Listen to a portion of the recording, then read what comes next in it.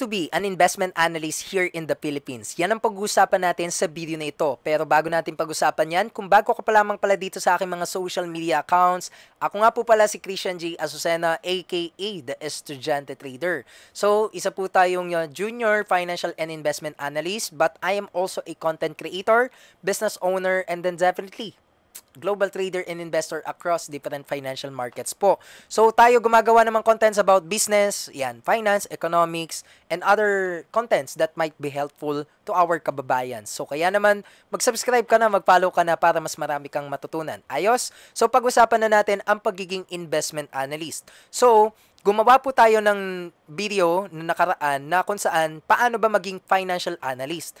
Ngayon, ito naman po ang pagiging investment analyst. Dahil magkaiba po ang dalawang bagay na yon.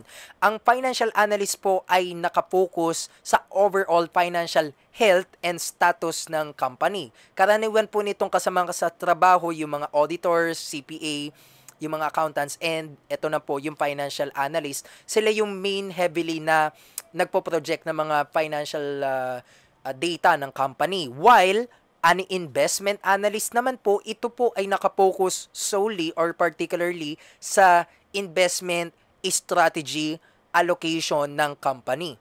So, ibig sabihin po, kapag ka ikaw ay investment analyst, ang pinakatrabaho mo ay i-manage ang portfolio or ang asset and overall strategy nyo sa pag-iinvestan ninyo ng pera. Kasi ang mga companies, merong mga cash yan or may mga allocated portion ng assets nila na kailangang i-invest din sa ibang companies or ibang assets. So, ang trabaho mo ay kailangan ma-manage mo ng maigi at maibigay yung required rate of return na tinatawag and to maximize the gains and to minimize the possible risk ng pag-i-invest. Okay? So, eto po, no, para tayo ay maging financial analyst, number one, kailangan po syempre you have a bachelor's degree related in finance, economics, or statistics, or accounting, no? So, kailangan po meron kang bachelor's degree dyan or kailangan meron ka talagang qualifications, no, para maging investment analyst.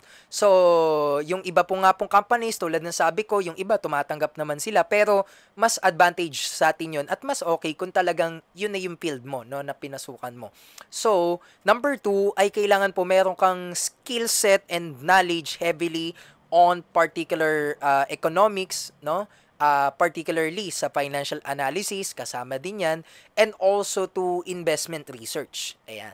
So, kailangan meron kang knowledge talaga when it comes to economics, meron kang knowledge talaga sa mga financial markets, napaka-importante po niyan, yung mga correlations, and overall portfolio management theory and strategies. Kailangan po nating matutunan yan, no? So, that's number 2.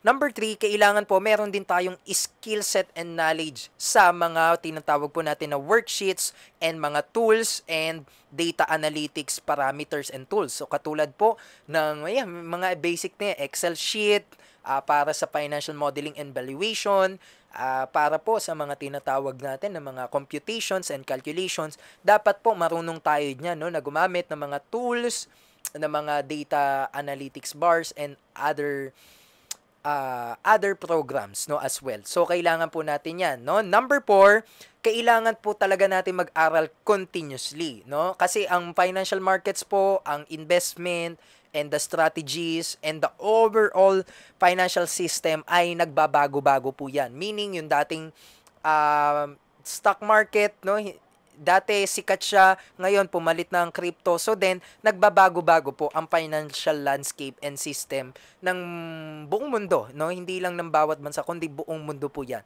So, kailangan po maging flexible tayo at mag-continuous na matuto sa mga ating experiences at sa mga ginagawa nating trabaho.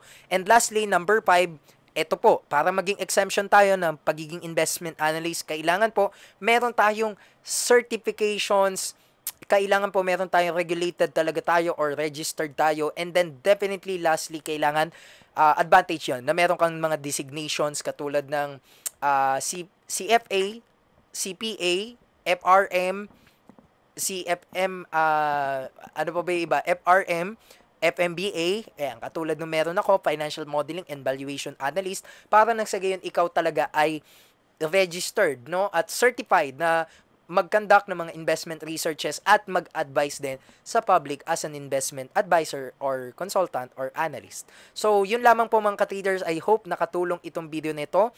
So, gagawa pa ako ng mga more videos about pagiging financial and investment analyst at sana marami kayong natutunan lalo na doon sa pinagkumpara natin na investment and financial analyst kasi magkaiba talaga sila ng nature of work, no? Kahit na yung financial analyst at accountant, iba pa rin yung trabaho nilang dalawa.